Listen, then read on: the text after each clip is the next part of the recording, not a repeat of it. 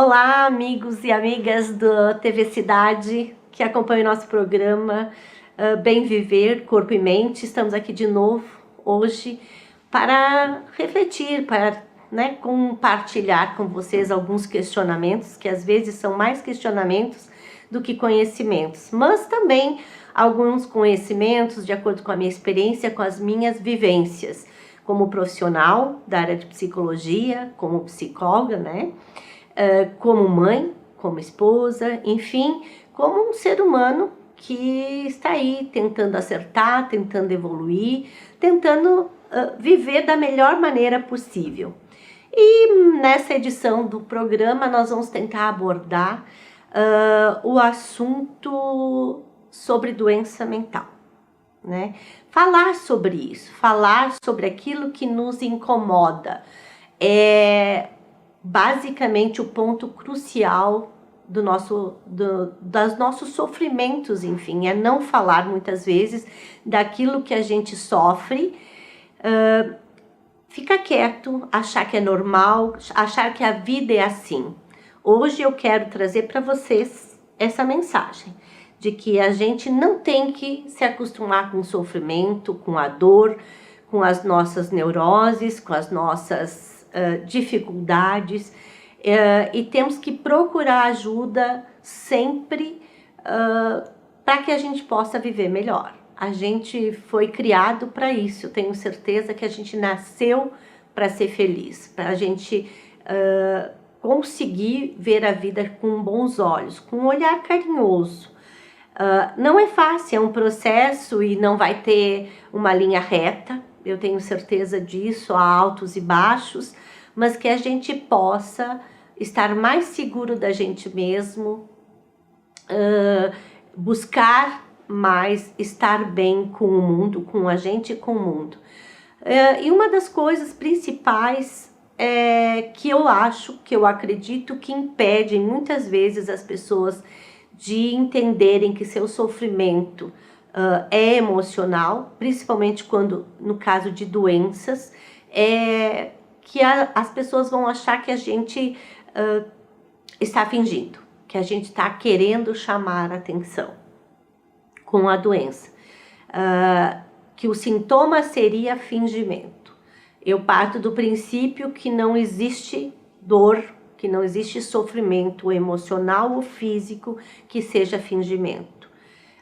Existe sim uma condição, com certeza, de chamar atenção, mas por uma carência, por uma necessidade, não por uma decisão que eu tenha tomado de chamar atenção com a minha doença. Não, é um processo emocional, mas que eu sinto, que eu tenho, que só eu sei como eu vivo essa dor, essa doença ou esse sentimento negativo.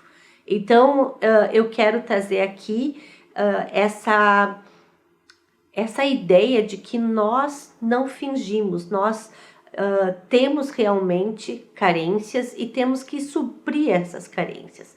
Que o sintoma físico ou emocional, ele é sinal de que estamos precisando de uma atenção, de um olhar carinhoso, de um acolhimento especial.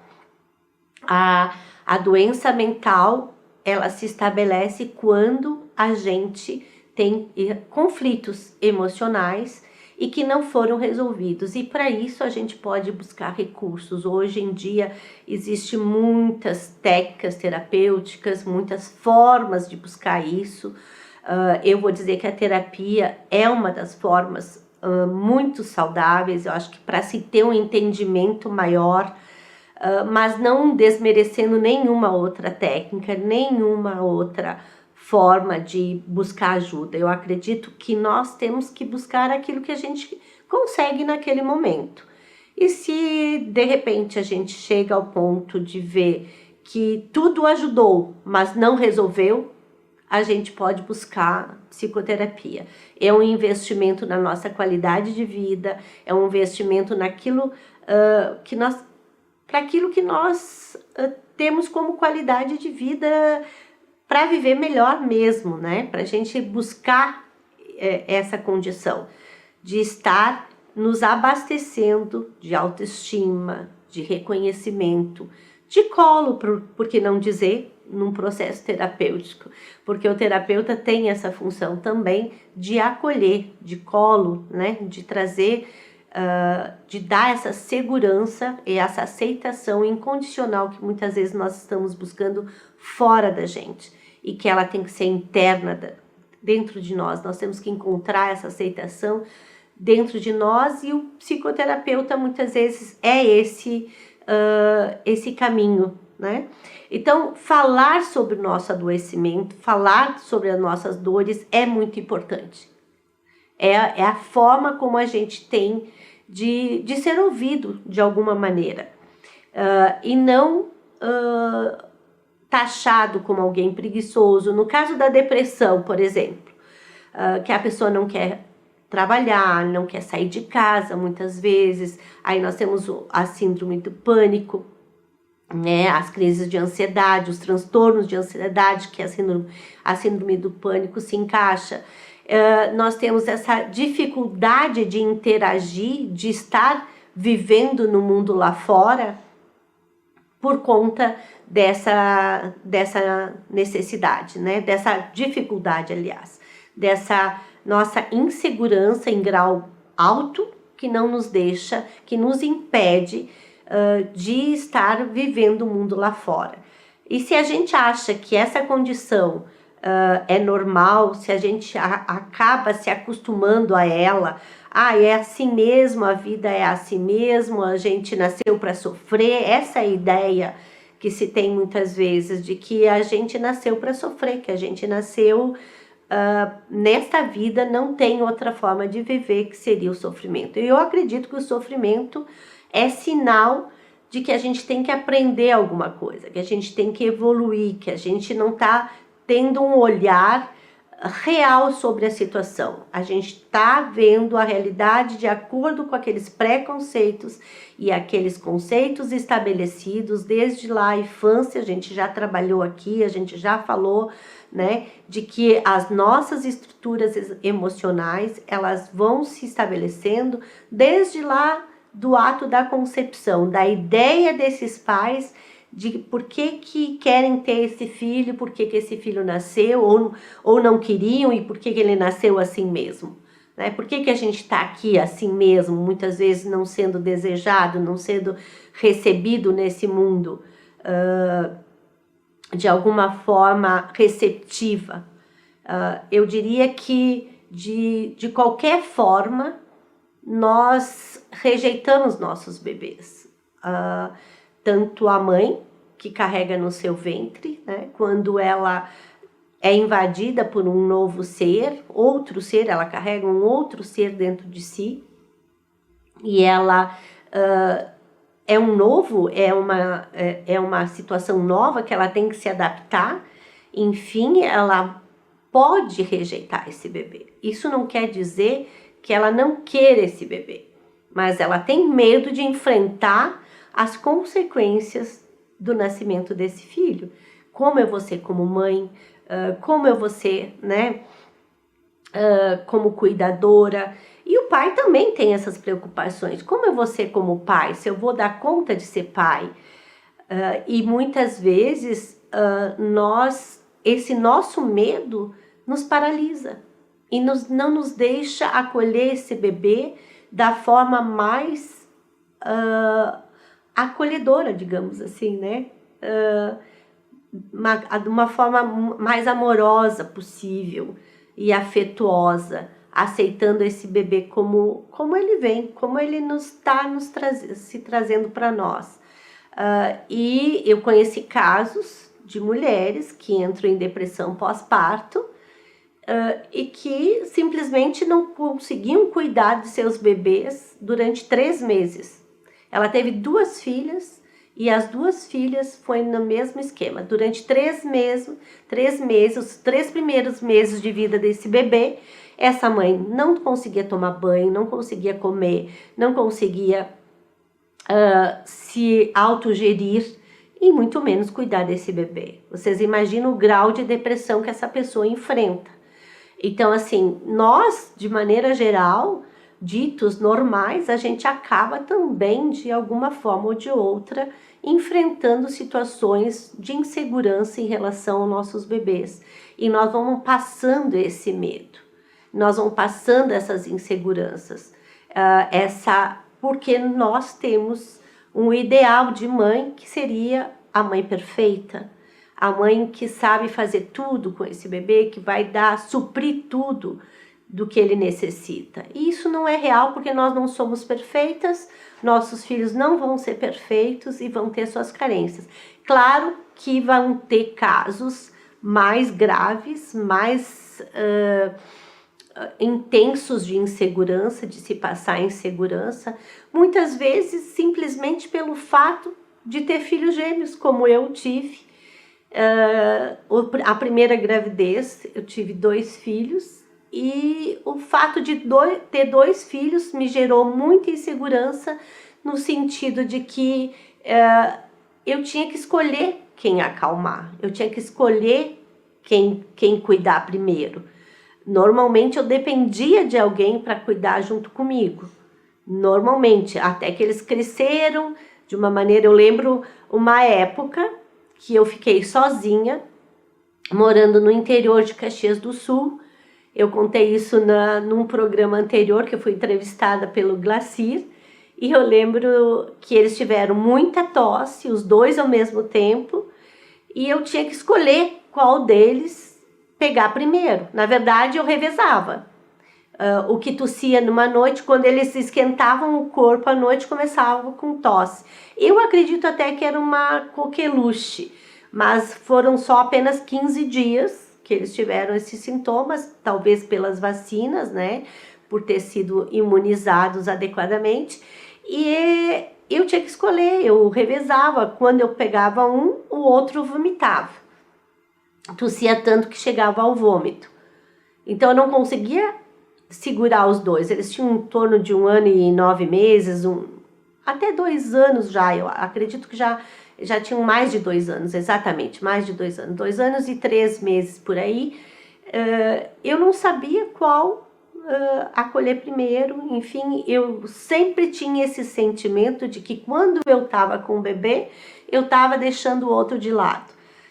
Enquanto que isso seria natural, dentro de um contexto, né, de ter filhos gêmeos, mas a questão era a minha culpa, porque eu sempre tinha quem acolhesse o outro. Eu achava que eu tinha que ser a mãe perfeita, a mãe que acolhia os 2 ao mesmo tempo. Eu às vezes fico imaginando, eu vi um programa no canal da Sky que a mãe tinha 5 filhos. Eu imagino 5 meninas, inclusive, o que não seria isso? O processo emocional dessa mãe. Então, essas inseguranças nós vamos trazendo ao longo do nosso desenvolvimento, essas marcas de insegurança, e vamos, às vezes, agravando conforme o manejo, conforme a forma desses pais lidarem com essas inseguranças da criança. E começa lá de pequena. Eu lembro que eu tinha um paciente que ele era gordinho, não parava em escola nenhuma, já tinha circulado várias escolas, a mãe tentava mudar de escola para ver se ele se adaptava e melhorava. Ele teve em várias escolas e não conseguia permanecer. Quando a mãe via, ele estava fugindo, ele desaparecia da escola, ia para casa. E nós fomos descobrir que ele sofria bullying dentro da escola. Ele estava recebendo críticas da sua estatura, do fato de ser gordinho, né? E porque era muito calado. Normalmente eram palavrões ou palavras que caracterizavam, denegriam a sua imagem. Enfim, denegriu a sua imagem. E ele acabava fugindo porque ele não sabia se defender. No momento em que nós trabalhamos isso em terapia, de que ele era do jeito que ele era e que ele teria que ser aceito do jeito que ele era, e isso não dizia respeito a mais ninguém senão a ele, ele começou a fluir na escola. Hoje é formado, tem sua profissão, e eu fico muito feliz quando eu vejo essas coisas, né? Quando eu vejo que de alguma forma eu ajudei, mostrei um caminho, porque quem trilha esse caminho é o paciente. Mas nós podemos, enquanto terapeutas, mostrar esse caminho para o paciente, mostrar uma linha, uma linha de raciocínio principalmente, né? Que eu trabalho mais com a linha cognitivo-comportamental, embora a minha formação seja psicanalista, a técnica que eu uso, eu gosto de dizer que eu trabalho com a linha psicanalista, a teoria, e a técnica cognitivo-comportamental é que vou ajudando o paciente a ter insights, a compreender por que ele está agindo daquela ou desta forma. E isso ajuda muito, e isso contribui muito para o indivíduo sair de um processo doentio, de um processo que está dificultando a sua interação social, a sua convivência entre seus pares. Enfim, a terapia tem essa característica de ajudar o paciente a superar esses traumas, a se entender, se compreender, buscando esse autoconhecimento que é a base do nosso programa aqui. É buscar isso, o autoconhecimento, para a gente poder estar vivendo melhor, tendo uma qualidade de vida melhor e um estilo de vida melhor, principalmente um estilo de vida melhor. Eu gosto do Dr. Fernando Lucchesi, que ele fala que nós temos que ter um estilo de vida, não só qualidade de vida, mas estilo, um modo de viver melhor, que engloba, né, a qualidade. Mas ele chama estilo de vida, dizendo que a gente tem que mudar hábitos, mudar formas de agir. Se alguma coisa está me incomodando, se eu não consigo viver bem daquele jeito, eu tenho que buscar ajuda para viver melhor. Eu mereço viver melhor. Eu tenho que buscar recursos para encontrar uma forma de superar meu adoecimento. Tanto se eu tenho depressão, transtornos alimentares, que eu tive vendo um programa da Daiane Garbin. Na verdade, ela está começando um projeto, né, falando da doença mental. Eu acho muito interessante isso, que a gente possa falar abertamente, como a gente fala de doenças, né? Muitas vezes nos grupos de amigo roda as conversas sobre doença física. Que me dói a perna, que me dói as costas, que eu tenho dor de cabeça todo dia, que a fulana teve câncer, enfim. A gente fala com muita naturalidade do adoecimento físico. E, infelizmente, se fala menos das doenças emocionais, dos nossos sofrimentos, das nossas neuroses, como eu falei, nós falamos, eu e o doutor Gustavo Bolognese, que esteve aqui no meu programa, e ele comentando sobre isso, né, que neurótico todos nós somos um pouco. Com certeza eu concordo, só que a gente tem que ter a lucidez de entender e ver, né, aquelas doenças e aquelas dificuldades que a gente tem, não simplesmente achando que é obra do acaso, e buscando ajuda para melhorar, para se desvencilhar de algumas artimanhas, digamos assim, que a nossa mente nos prega, de alguns trotes, digamos assim, que a nossa mente que é algumas fantasias que a gente tem e que a gente acredita que são reais, principalmente da nossa não aceitação. No caso desse menino, na medida que ele se empoderou, ele entendeu, do menino que tinha obesidade, que era muito quieto e que eu comentei antes, né? Esse menino se empoderou, ele viu que ele podia ser diferente, que ele não precisava entrar num padrão de conduta. E isso é uma das coisas que é muito causa de sofrimento emocional, da gente se comparar com o outro e se achar menos que o outro normalmente, e achar que não é tão bom que nem o outro.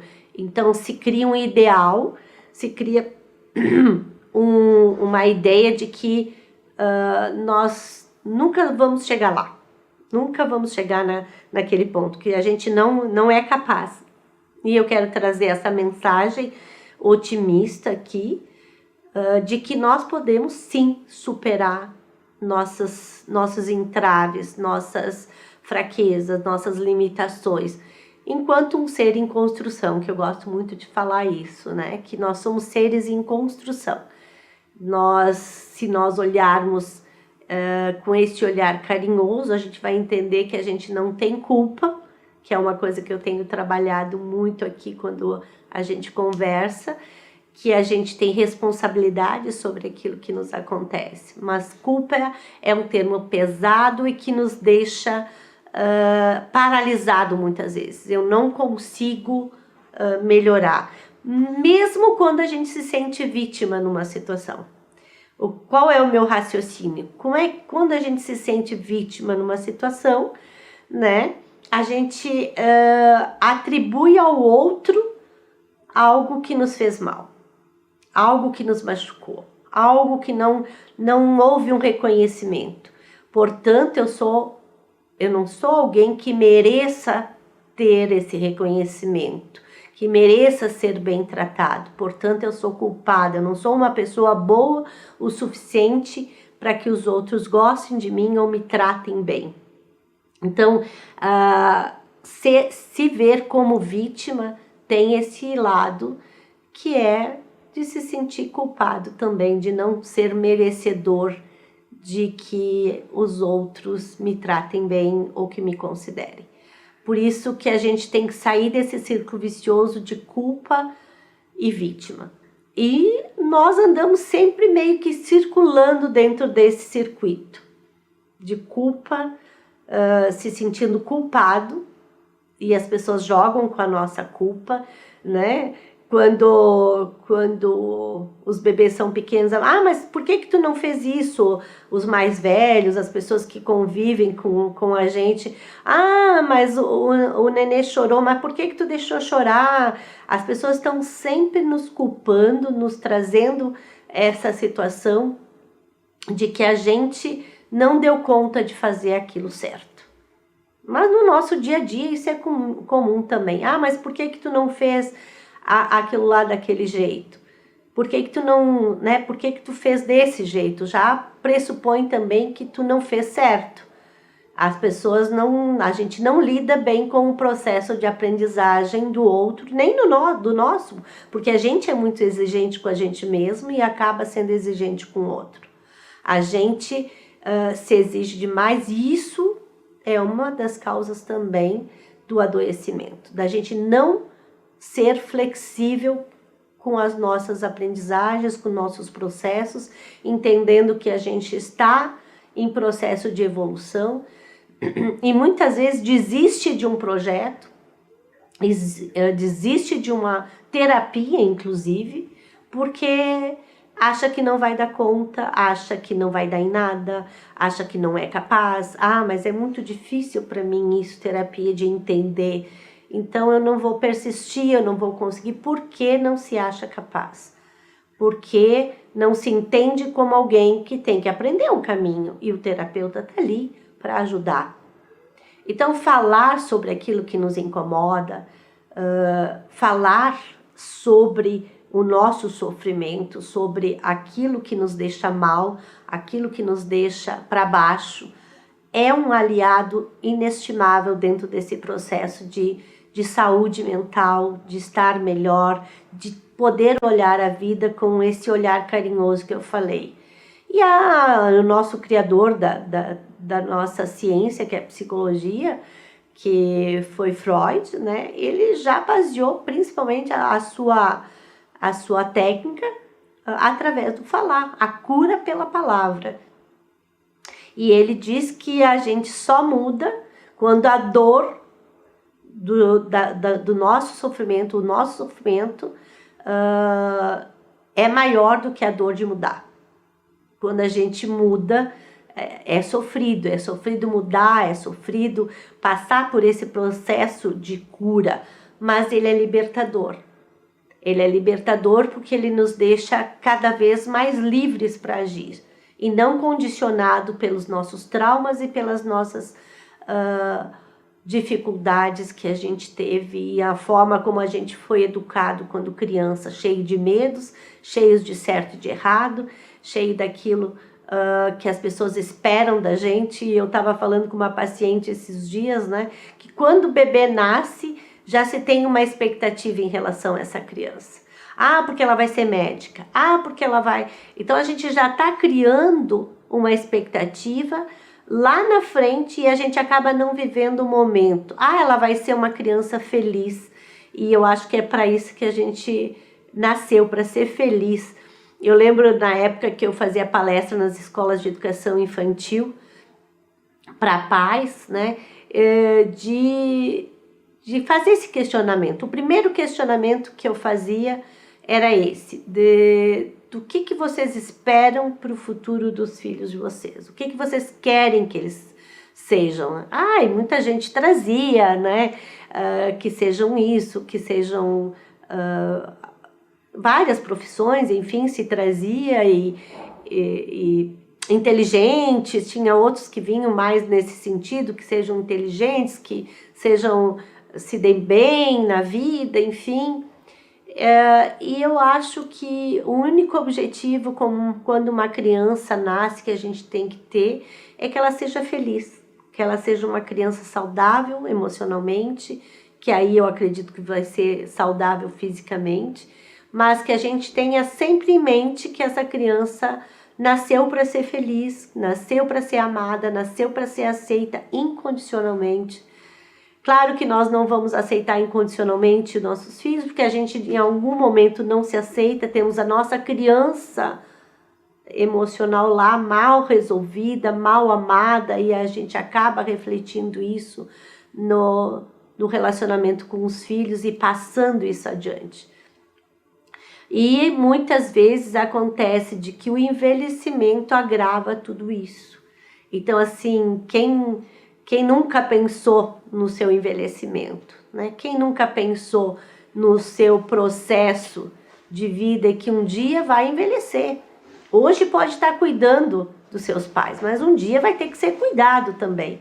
Então, pensando sempre nisso, a gente tem que se cuidar hoje, a gente tem que buscar a nossa saúde mental hoje, para que no futuro a gente também possa envelhecer melhor. Eu falo, meu discurso fala, né, que a gente nasce dependente, carente, careca e sem dente. E morre dependente, carente, careca e sem dente. Quer dizer, hoje em dia já tem como botar dente, já tem como, né, cuidar melhor dos dentes e não perder os dentes, mas dependente e carente é difícil não envelhecer. É difícil não envelhecer dependente e carente. Enfim, mas a gente pode buscar isso, pode buscar hoje, não importa que a gente é jovem, não importa que a gente nem pense em quando vai ficar velho, enfim, mas convive com pessoas de mais idade, convive e se relaciona. Então, e tem uma ideia de como vai ser. Então, buscar a saúde mental, a nossa qualidade de vida hoje, não importa, independente da idade que a gente tenha, é um investimento no futuro.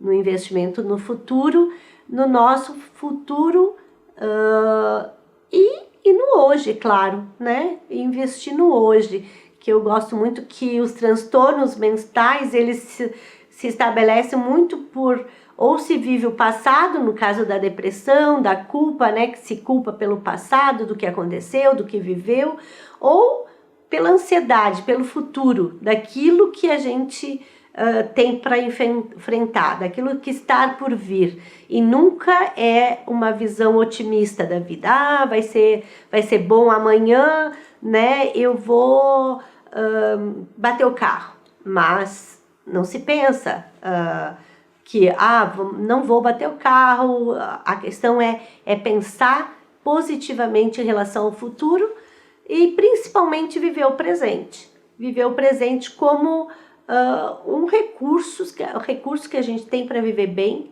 né, que é o hoje. E amanhã a gente vai enfrentar o que tiver que enfrentar. Se a gente pudesse viver melhor o presente, o hoje, o aqui e o agora, tenho certeza que a gente estaria muito mais fortalecido para enfrentar o que deve e vier. Né? A gente tem que se trabalhar para isso, para não ter medo do futuro, não ter medo do que vai enfrentar, porque um dia vai enfrentar. Mais cedo ou mais tarde vamos enfrentar coisas que não se espera e vamos ter que se adaptar. E a pandemia é um exemplo disso, né? Da gente estar aí vivendo algo que ninguém nunca imaginou e nós estamos tendo que se adaptar. Temos que nos recolher de alguma forma, nos preservar, nos cuidar para poder enfrentar esse inimigo invisível, né? E o nosso inconsciente é um inimigo invisível também. E o trabalho psicoterapêutico tem esse objetivo, principalmente esse objetivo que é trazer a consciência, né? Aquilo que estava inconsciente. Descobrir o que nós podemos ter de mais instintivo e de mais escondido para poder lidar melhor com esse conhecido, né? Ele é desconhecido e a gente poder conhecer esse desconhecido para poder lidar melhor com ele. Então era isso por hoje. Obrigado por vocês terem nos acompanhado até aqui e espero ter contribuído para nossa qualidade de vida, para melhorar nosso estilo de vida. Um abraço carinhoso a todos.